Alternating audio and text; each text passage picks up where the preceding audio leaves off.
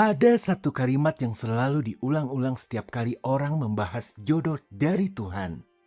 Kalau itu memang dia dari Tuhan, kamu akan langsung merasa tenang. Kamu pernah dengar kalimat itu kan? Masalahnya, kalimat itu setengah benar, tapi setengah lagi bisa menyesatkanmu. Karena rasa tenang itu bisa dipalsukan. Kamu bisa membujuk dirimu sendiri untuk merasa tenang hanya karena kamu lelah menunggu atau takut sendirian lebih lama lagi. Jadi ini bukan soal apakah kamu merasa tenang. Soal yang sebenarnya adalah apakah kamu masih harus bekerja keras untuk menciptakan ketenangan itu, atau ketenangan itu datang tanpa kamu minta. Hari ini Tuhan mau kasih kita 5 tanda, bukan tanda yang samar, bukan tanda yang butuh tafsir rumit. 5 tanda pasti tak mungkin salah yang bisa kamu uji sekarang juga, sambil kamu duduk nonton video ini. Karena di setiap tanda, Tuhan akan kasih kita satu pertanyaan konkret untuk mengeceknya. Jadi ini bukan menerka-nerka. Mari kita mulai dari tanda yang paling sering disalahpahami. Tanda 1, berhentinya perang batin. Tandai kalau kamu tidak lagi hidup dalam ketakutan di dekatnya. Kamu tahu rasanya kalau lagi ada perang di kepala sendiri.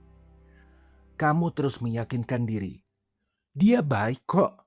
Mungkin aku cuma terlalu khawatir. Nanti dia berubah. Ketahuilah, itu bukan damai. Itu proyek meyakinkan diri sendiri yang tidak pernah selesai. Tanda pasti pertama kalau dia jodoh dari Tuhan, bukan soal kamu merasa tenang, tapi soal berhentinya proyek meyakinkan diri itu.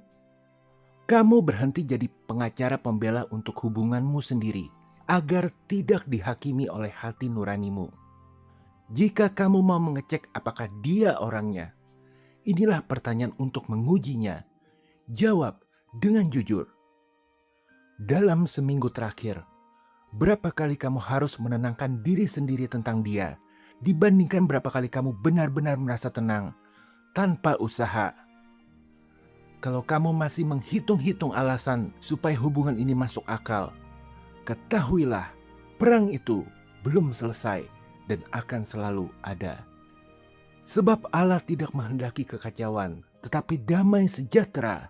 1 Korintus 14 ayat 33. Tuhan menghendaki damai sejahtera, maka damai dari Tuhan itu bukanlah hasil kerja kerasmu. Ia datang begitu saja, seperti udara yang kamu hirup tanpa perlu mengingatkan diri untuk bernafas. Dan itu datang dari jodoh yang diberikan Tuhan. Tapi tanda pertama ini akan berarti setengah kalau berdiri sendirian.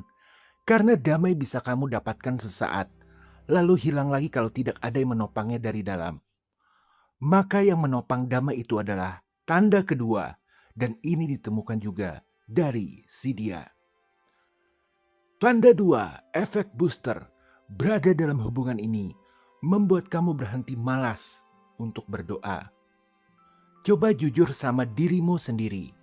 Sejak hubungan ini dimulai, doamu makin sering atau makin jarang. Ini bukan soal dia mengajakmu ke gereja atau mengingatkanmu baca Alkitab. Ini soal sesuatu yang lebih halus, yakni dari kehendak bebasmu. Apakah jarak antara kamu dan Tuhan makin dekat atau makin lebar sejak dia ada di hidupmu? Orang yang benar-benar dari Tuhan tidak menggantikan tempat Tuhan. Dia justru secara alami, bukan nyuruh-nyuruh, akan mempertajam kerinduanmu pada Tuhan. Besi menajamkan besi, orang menajamkan sesamanya. Amsal 27 ayat 17. Besi tidak bisa menajamkan dirinya sendiri. Ia butuh gesekan dari besi lain dengan cara yang tepat. Kalau kehadirannya justru membuatmu makin malas berdoa, makin jauh dari firman, makin sibuk memikirkan dia, apapun sebabnya, daripada memikirkan Tuhan, maka itu bukan gesekan yang menajamkan, itu gesekan yang menumpulkan. Jika kamu mau mengecek apakah dia orangnya, pertanyaan ujinya sederhana. Setelah bertemu, ngobrol atau chattingan dengannya, hatimu pas pulang lebih dekat ke Tuhan atau lebih jauh?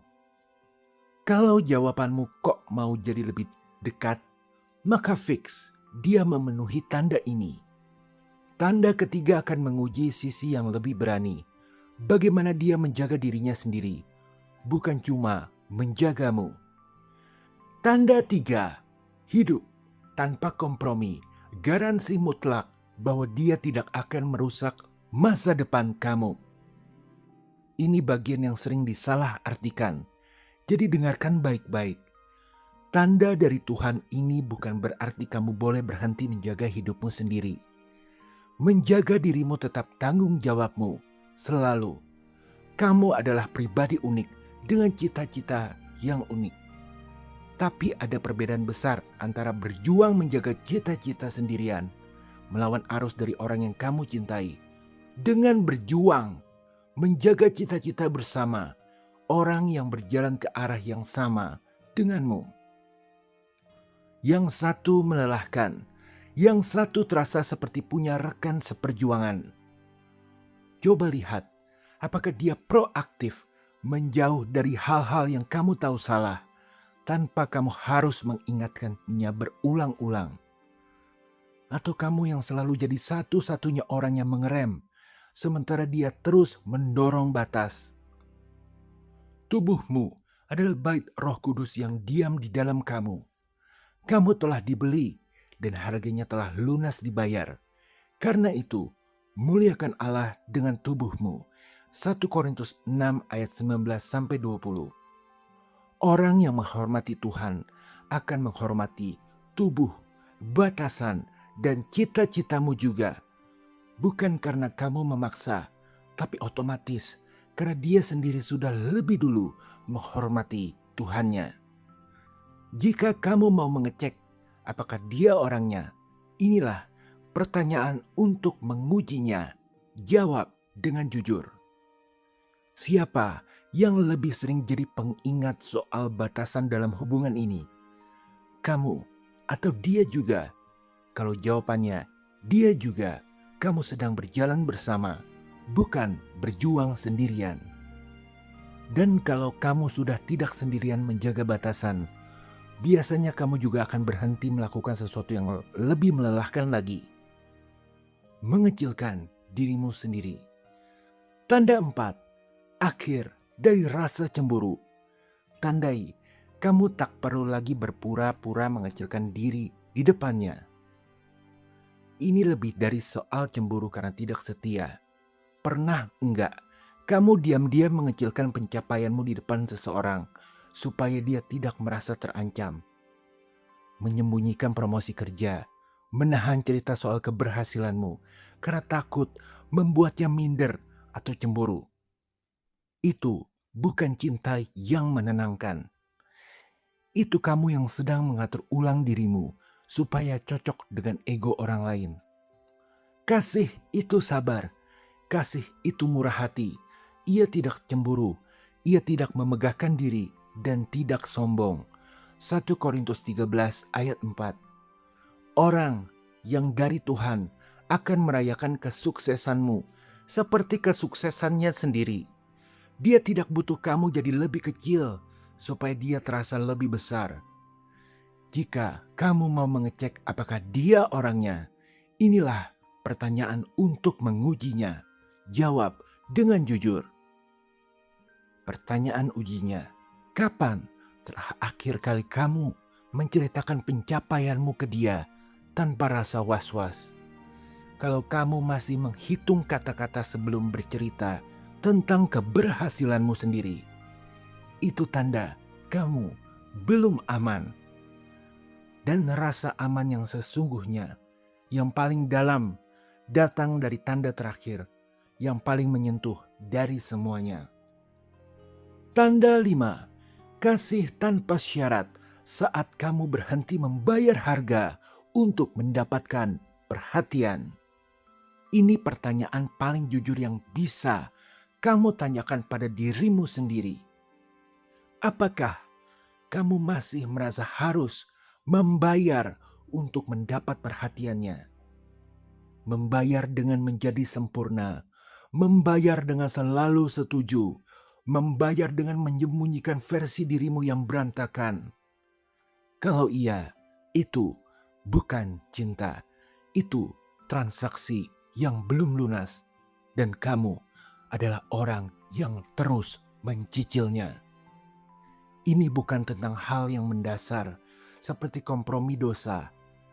Namun ini soal ketidakcocokan dalam menyerap informasi dan eksekusi melalui tindakan. Karena pada dasarnya, semua orang punya kepribadian yang berbeda-beda. Artinya, setiap orang selalu menganggap diri dia yang paling asik dan orang lain berantakan.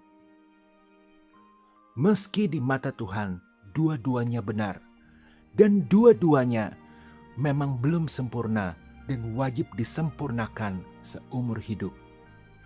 Kayak ada tipe orang yang penuh belas kasihan, dan ada orang yang penuh logika. Bila sedang bertindak, akan terlihat jelas bentroknya saat ingin menolong orang. Ada tipe yang suka jaga ketertiban yang diwujudkan dengan taat jadwal, aturan, tradisi. Ada tipe yang suka spontanitas, jadi akan bentrok bila lagi buat perencanaan. Di dalam kasih tidak ada ketakutan. Kasih yang sempurna melenyapkan ketakutan. 1 Yohanes 4 ayat 18.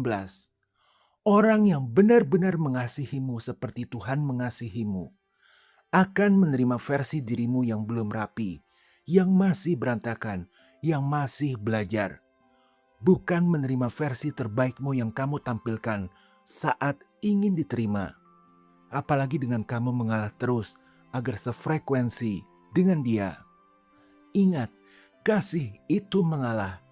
Tapi ketika dua pribadi memutuskan menaikkan layar cinta dalam satu perahu untuk mengarungi samudera kehidupan hingga akhirnya berlabuh bersama-sama di rumah Bapa, keduanya harus saling mengalah, bukan satu mengalah, sementara yang satu tidak. Sekarang, video ini memang dirancang untuk kamu yang sedang mencari atau meyakinkan diri tentang calon pasangan. Namun bagi kamu yang sudah menikah, sifat kepastian dari poin-poin ini bukan untuk menilai lalu menyesali keputusan, melainkan menjadi cermin apakah kita sudah menjadi pasangan yang membawa tanda-tanda kehadiran Tuhan itu bagi suami atau istri kita. Karena ingat, tanda dari Tuhan bukan hanya tentang mendapatkan orang yang tepat, tapi tentang menjadi orang yang tepat. Bagi yang sudah menikah, jika kamu merasa pasangan belum menunjukkan tanda-tanda ini, mulailah dari diri sendiri. Izinkan Roh Kudus mengubah cara kamu mengasihi, sehingga pernikahan kamu akhirnya menjadi jawaban doa bagi pasangan kamu dan kamu juga. Sejatinya, 5 tanda ini bukan daftar centang yang harus sempurna hari ini juga. Kalau ada 1 atau 2 yang belum genap, itu bahan doa, bukan alasan panik. Dan kalau ragu, jangan hanya percaya perasaanmu sendiri. Bawa ini ke orang tua atau yang dewasa rohani yang kamu percaya, yang bisa melihat dari luar apa yang kadang sulit kamu lihat dari dalam. Tapi kalau kelimanya terasa familiar, terasa seperti menggambarkan orang yang sedang kamu pikirkan sekarang, itu bukan kebetulan. Itu tanda pasti yang tak mungkin salah. Sebelum kita tutup, saya mau ajak kamu berdoa. Bukan doa yang kamu dengarkan saja, tapi doa yang kamu ucapkan, kalimat demi kalimat, seolah kamu sedang duduk berhadapan langsung dengan Tuhan. Mari kita berdoa, ikuti saya. Tuhan, aku datang bukan minta jawaban instan. Aku datang untuk minta mata yang bisa melihat dengan jujur. Aku sadar Selama ini aku sering memaksa sesuatu untuk terasa benar. Padahal yang benar darimu tidak pernah butuh dipaksakan. Aku melihat sekarang, aku sering lebih percaya rasa takut sendirian daripada percaya waktumu.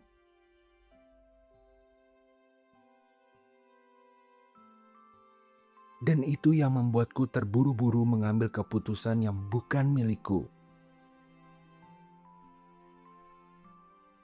Tapi mulai hari ini, aku berhenti berlari mendahuluimu. Aku pilih berjalan setapak demi setapak. Bahkan kalau itu berarti menunggu lebih lama. Aku percaya Tuhan, Engkau sedang menyiapkan sesuatu yang jauh lebih baik. Yang aku bisa rencanakan sendiri. Dan Engkau tidak pernah terlambat, meski rasanya begitu bagiku.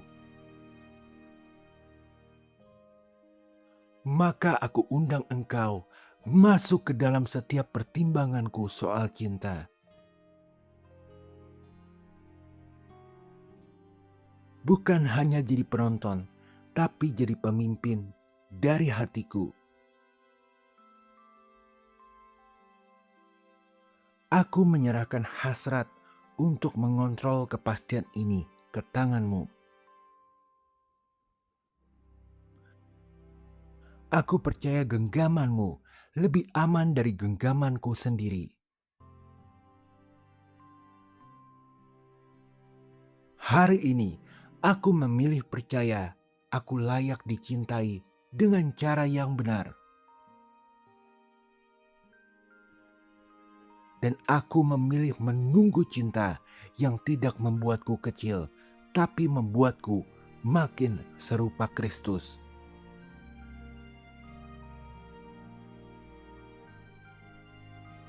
Dalam nama Tuhan Yesus, amin. Kalau hari ini kamu masih menunggu, ingat, menunggu bersama Tuhan tidak pernah sama dengan menunggu sendirian. Dan ingat, waktu tak bisa dibeli. Waktu adalah sumber daya terbesar yang kita punya. Kalau video ini menjawab sesuatu yang lama kamu tanyakan diam-diam dan kamu butuh didoakan, tulis di kolom komentar. Saya akan doakan dan cepat atau lambat saya akan menuliskan balasan doanya. Sampai jumpa di video berikutnya. Tuhan Yesus memberkati.